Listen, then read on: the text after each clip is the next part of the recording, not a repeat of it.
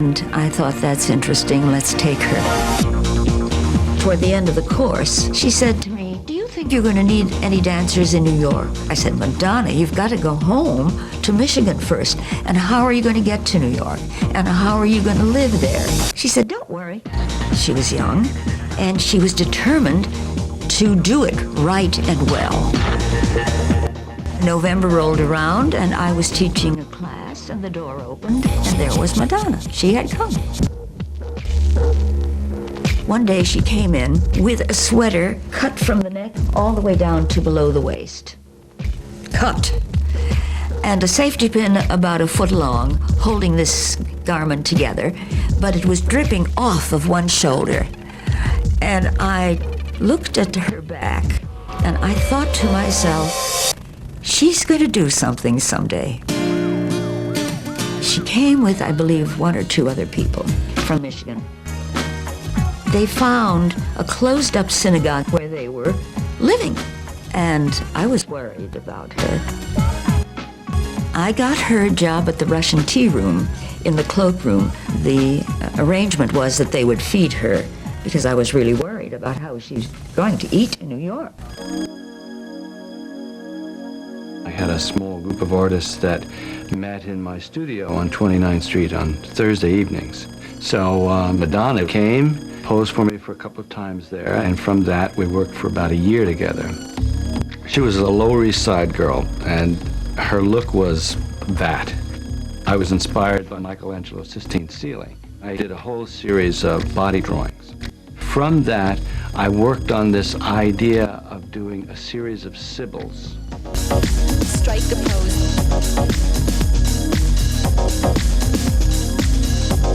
She had this extraordinary way of looking different when she moved, changed the direction of her glance. That led into this more complicated painting. It was a back view of a nude. I wrapped the stuff around her head, and it looked like a turban. There was always something very special about her beauty. Mostly in the eyes, I think. She was very cooperative, but she wouldn't do it for nothing. This was her livelihood. She made a big $10 an hour. Lee Friedlander, who was a very prominent photographer, he would ask me to send him a model every now and then. Madonna was one of the models that I sent to him. He did a whole series of photographs of her.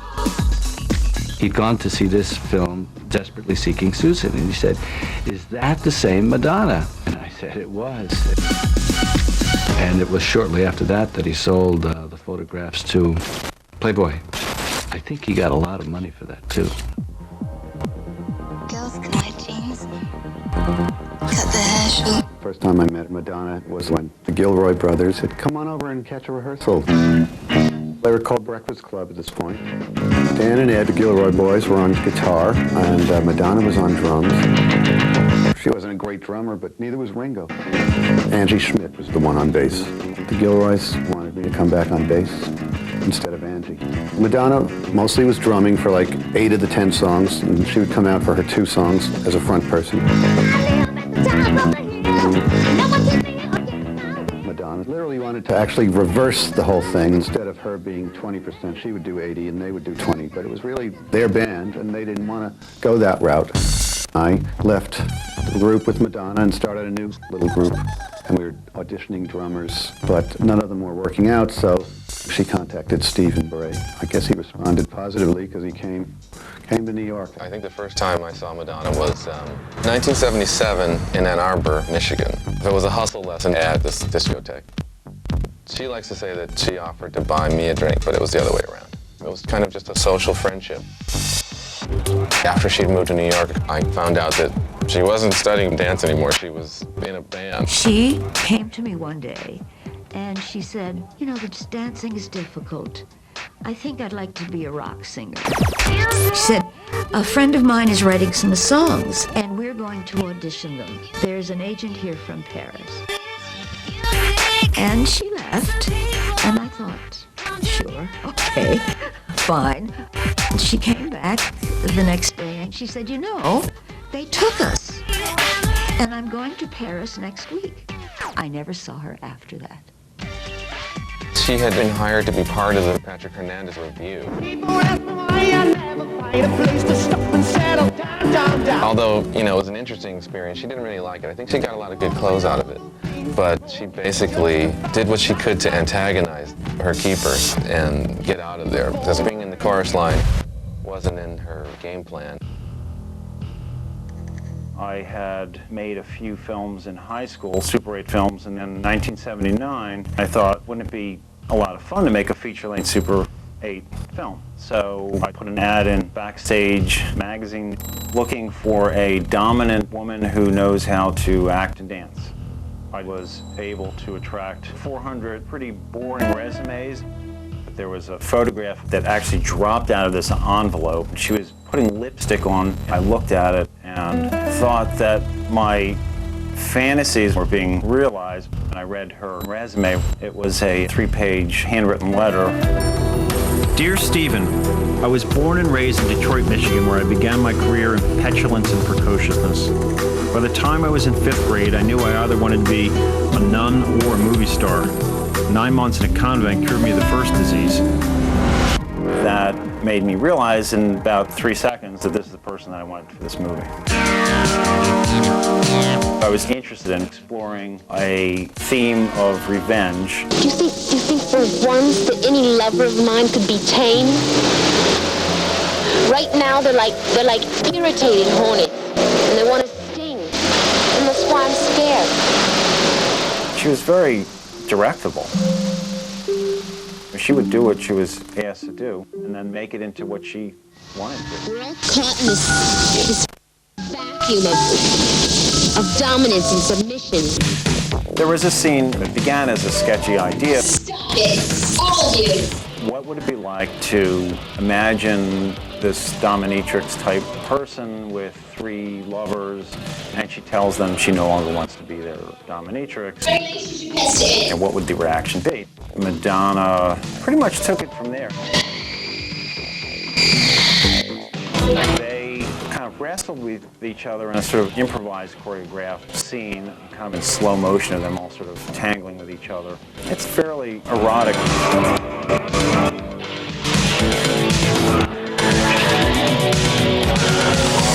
There were moments when things would happen in front of a camera that were just remarkable.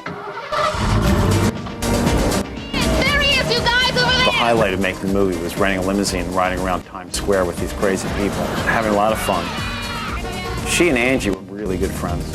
The skylight was open in the limousine, so the sun was coming down on them. All of a sudden, they just break into this rendition of Let the Sun Shine.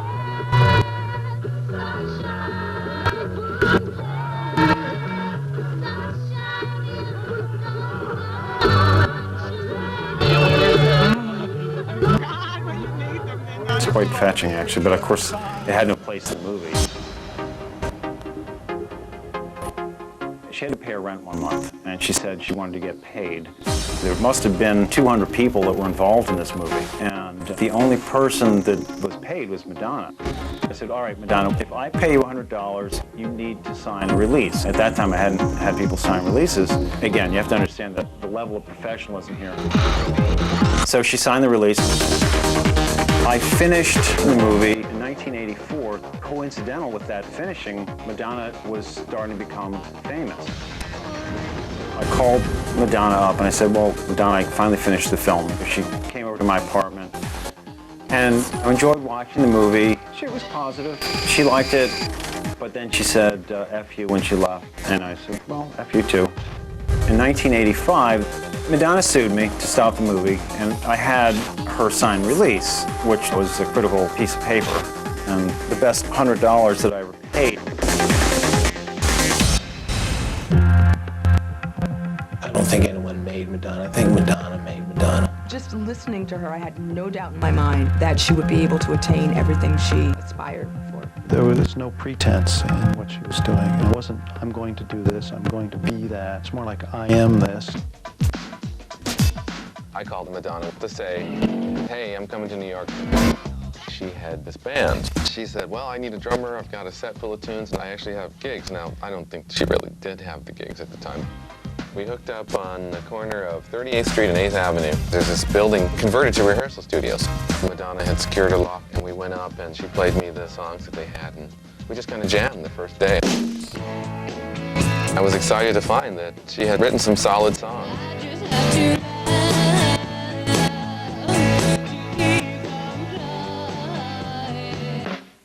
It's like, what are we going to call ourselves?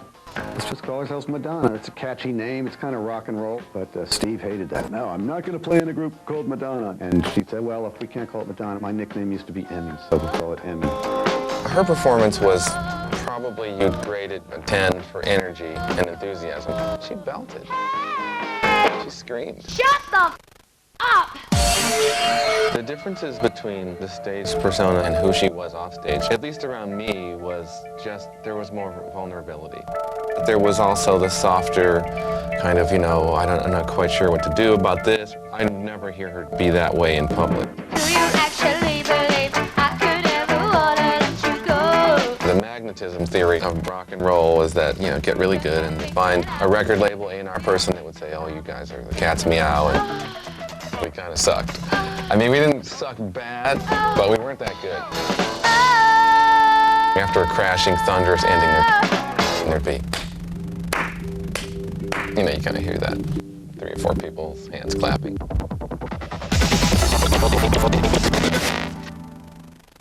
only 2 people in the world who will actually know what happened that night. It was the most humiliating ordeal of my life. When it first started, I was followed in a car, and my phone was tapped. Dive, pig, dive. My bodyguards had guns, and there were people which had guns. I had nothing to do with a shooting in this club. I deeply regret doing what I was sent to prison for. VH1, music TV that's not for kids. It's the greatest action adventure of all time. Pure magic. 10 out of 10. The Lord of the Rings. Rated PG. May not be suitable for under 8s. You were working as a waitress in a cocktail bar when I met you. I picked you out, I shook you up. And turned you around, turned you into someone new. Now, 5 years later on, you've got the world at your feet. Success has been so easy for you. But don't forget it's me that put you where you are now. And I can put you back down to me.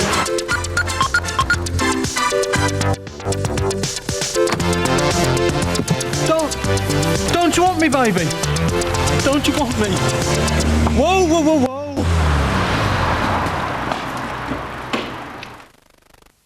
You sure you know what you're doing, Neil? First in the queue, Leslie. We've been waiting for this. The bargains, the offers. At the Homebase sale, this futon sofa bed is now only £149. And this Black & Decker detail sander is half price. And there's a third off this £14.99 range of Dulux 2.5 litre ready-mixed coloured emulsion. Make sure you don't miss the Homebase sale. What do we dream for our children? Health? Happiness?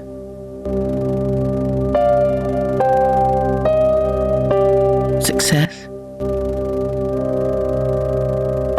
A safe place to sleep at night? A drink of water that won't kill them? Never to be hungry again.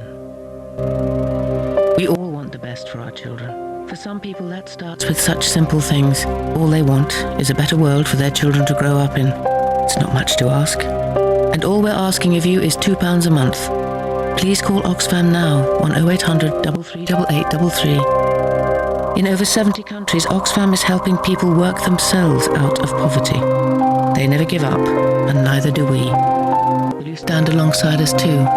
With your £2 a month, we can help them with seeds and tools, help them build wells for clean, safe water, give children an education so they can have the chance of a real future, free from hunger and pain.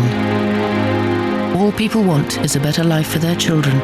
Please do something remarkable today and help make that dream a reality. Call Oxfam now on 0800 338833 and give £2 a month. That's 0800 338833. Thank you. Don't miss the DFS sale. There's double the discount. Yes, double the sale discount on a huge choice of special offers. Double the savings on this sofa with washable plain covers, only $4.99. Double sale savings. Double the savings on this cool leather sofa, only $4.85. DFS also gives you 3 years free credit with nothing to pay for a whole year. A whole year on everything. That's today, including New Year's Day at DFS. Got something you want to share? Then do it with Alpha Telecom. With Alpha, you can talk to the world from only 2p. Opening your Alpha account is easy. There's no need to change your phone, line or number.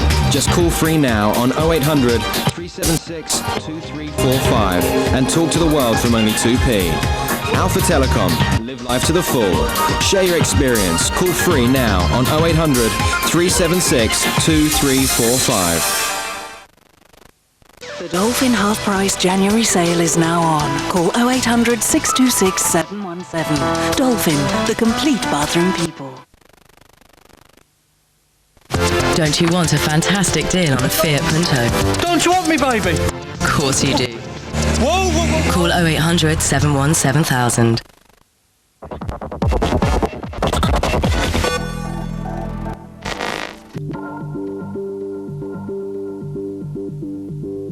I met Madonna in 1979. I had been working on a film at the time, An Artificial Light, which was about a group of disparate characters.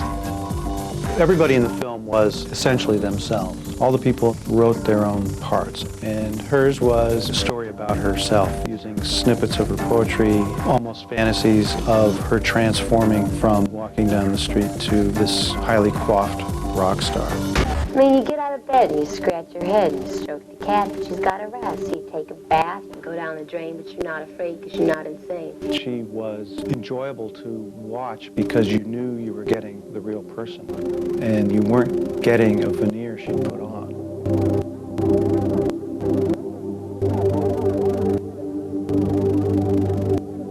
She had a fairly sober childhood, and at this point she's willing to do what she had to do.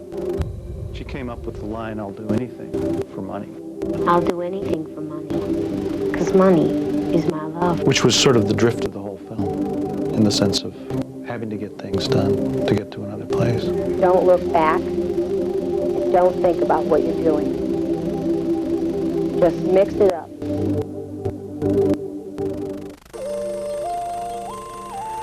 There had been some very lean and desperate hours. We basically were eating yogurt, and should we put the peanuts in the yogurt or have them as an appetizer? But at some point, Camille Marbone came into the picture. Camille had an office and studios in the same music building. Her partner, Adam, ran into Madonna in the elevator. I was downstairs waiting for one of our clients to arrive, and then Madonna was just kind of skipping through the lobby and inadvertently gave me some flirtatious little remark how I resembled John Lennon. I certainly immediately thought, what does she want from me, you know? Madonna had asked me if I knew anybody that could help her, further her in her career. She had an energy about her. I don't think she was going anywhere with Emmy. So I said possibly. I got her studio number and I spoke to my partner. Camille also liked what she saw. Camille and Adam were partners in this production company. Their focus was developing new acts. Camille sort of was her knight in shining armor because she basically took her in, provided food and a place to live. The necessities were getting handled. Madonna was not much different than your average spoiled brat. She got a weekly allowance. If she needed equipment, Gotham would purchase that for her. We gave her studio time, however much she wanted. She would stomp her heels and I want. We really, we wanted to get rid of those things. We really did. It was like watching a kid play when she went into the studio. She was always just beaming. Camille seemed to be the Svengali of the situation, where she was like the teacher. Okay, this is how you're going to be. You're a rock star now. You're not like in the band anymore. You're the star, they're the band. Camille had sort of convinced Madonna that she would represent her, but she didn't want to keep her band. She just wanted Madonna. So that was the end of that. Camille was pointing the car more towards a Pat Benatar kind of place. Leotards and headbands and leg warmers. So that was going on downstairs, while upstairs I'm working on the kind of more dancier stuff. We knew we needed more than just Madonna. We needed to hire about 3 or 4 people for a more professional sound. And we held rehearsals and auditions. Madonna's choices weren't always Camille's choices for the band members, but we did relinquish one member for her, which was Stephen Bray, the drummer. I was brought into the Gotham situation with, it was like probation, because I was a known dangerous element. They had a personal connection, an emotional connection. We polished about 4 tunes, and we immediately had some interest in Madonna. There was a great potential for success there, but as a unit, there was definitely not any kind of momentum. We should sit around and pout and sulk, but Madonna had a real, strong will about her. It was always, okay, well, that didn't work, so what are we gonna do now? Something's not right yet, so let's figure out what it is and let's make it better. Madonna was working with Camille downstairs on rock and roll, and I'm working on the dance-oriented tracks upstairs. I started to ask Madonna, hey, will you come sing on this? I know we're doing this other thing with Camille, but that tape that we made had everybody on it. She'd take the cassettes over to Danceteria. The first time I met Madonna was at a nightclub, and I remember seeing this woman out of the corner of my eye, and she was wearing a white dinner tailcoat, a white old crumpled shirt, some sort of white cropped pants. I think probably the third sentence she said was that I want to be the most famous woman in the world. And I just thought, who is this chick? We talked about music and going out dancing. We would meet and, put our makeup on and spike up our hair or shave it off. We were out every single night of every single day of the week, of the month. We'd have our pockets full of whatever. I would have lip gloss and she would have her demo tape. She's a smart girl. There was some kind of collision that was going to be inevitable. Camille shopping the rock persona tapes and then dance music being shopped personally by Madonna. She had a roadmap in her head of where she wanted to bring her talent. It eventually became clear to her that, I don't think I am going to be Pat Benatar. As Madonna's vision for herself grew, it became more clear that she would need people that could support her in her own goals, as opposed to people that were going to impose their goals on her. Madonna, I would say, had a selective kind of loyalty towards people. Gotham management dissolved and then we went our separate ways. I never got a thank you from Madonna, nor did I expect it. Madonna had it really all together in terms of the package, in terms of her look and the music. Back then, I had no idea that Madonna was going to become the superstar that she has become. And my guess is that no one did. And if they did, they're lying. Hey, Mr. DJ. Around 81, we opened a club called Danceteria, which became almost like an Andy Warhol kind of scene where everybody who worked at the club were promising artists. Madonna would hang out, be one of the regulars there. When Madonna danced, there was always a group of people that would surround her and watch her moves. Madonna had come to the DJ booth with the cassette, and I gave it a listen and thought it was great. I remember being on the second floor and hearing her demo tape and dancing to it and feeling really high and happy. I liked it, and the floor liked it. People didn't say, what the hell is this? These tapes were going over real well at the club. I was doing A&R at Island Records, and I played this song for Chris Blackwell, who passed on Madonna. Also at the time, I had just finished working with David Byrne, the Talking Heads, so I had a relationship with the people up at Sire. I gave him $18,000. I said, try to bring me 4 or 5 or 6 demos. And the third or fourth thing that he brought me was Madonna. I was in the hospital, and I was so blown away by the one song, Everybody, that I asked him to bring Madonna to the hospital. She got a singles deal. I was really very excited because I figured, okay, there's got to be more than $6 in this for me. But there wasn't, because they wanted Mark to produce and not me. My producing career exploded. I wasn't left in the dust like a lot of other people. It's great to produce a record and watch it climb the charts. Yeah. Come on. they approached me saying, Madonna is doing a showcase. Can you, videotape it? We got $1,000 to spend on it. I remember discussing with her, well, what do you want to do on stage? And then the light bulb, why don't you have some dancers? I remember her saying to me, yeah, I should audition some dancers. And then I said to her, I'll dance for you. And then she said, you can audition for me. I thought, alrighty then.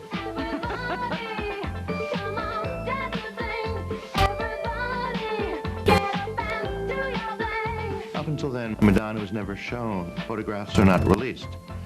People thought she was a black singer. I didn't know who Madonna was, other than she was this girl who was singing in some clubs downtown and had a little heat going for her. Hi, Madonna. I'm from Detroit, and I'm 21. I sing my I have 24 track songs that I sing live to, so the music sounds a lot like the record. This song that's out on the radio right now, it's called Everybody, and it's about getting people to dance and lose their inhibitions. So I taunt my dancers and get them to get up and do different things on their own. The look was very unique, so we were quite excited, and then she read. Look, Danny, you play games and I play games. We're both just too good at it. You didn't expect anything real to happen between us, did you? The role that Madonna came in for was to be a love interest girlfriend for the character of Danny.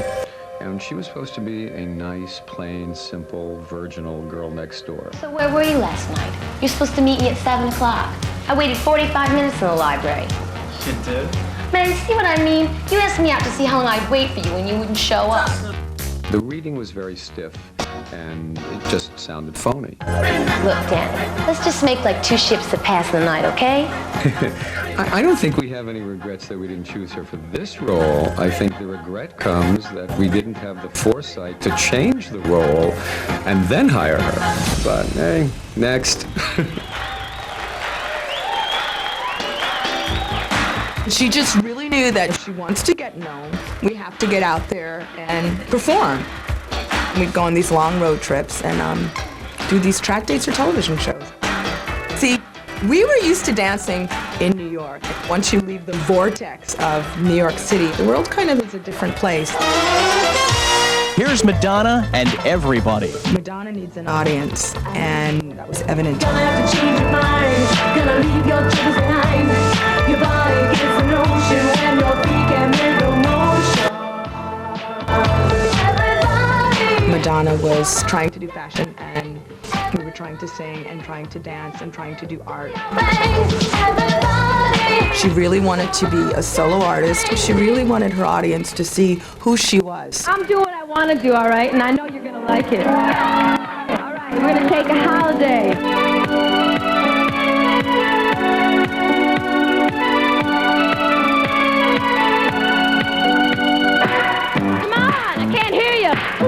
There weren't any female artists happening at the time, so she really kind of had the whole stage to herself.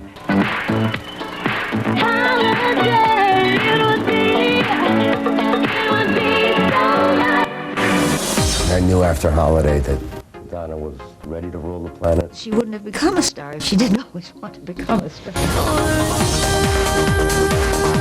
If she hadn't been a beautiful woman, this probably wouldn't have happened. The person that I knew in 1977 now has control of the planet. Maybe she'll write a book and tell us the secret to her success. And then do a movie. All this wonderful talent, all she was really searching for the whole time was recognition, love, just like we all are. Probably that's the real reward for this whole journey for her.